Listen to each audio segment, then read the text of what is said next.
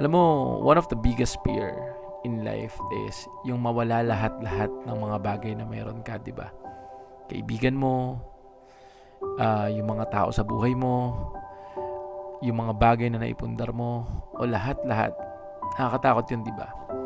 Pero dumating ka na ba sa point ng life mo na feeling mo na wala na lahat sa'yo, pero nahanap mo si Lord?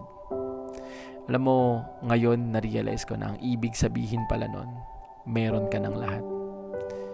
Alam mo, dati palagi kong tinatanong kay Lord yan, kung bakit niya kinuha lahat sa akin.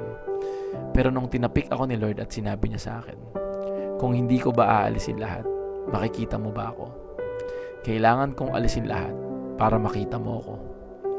Alam mo, sa nararanasan ko ngayon, nalungkot akong ma-realize yun.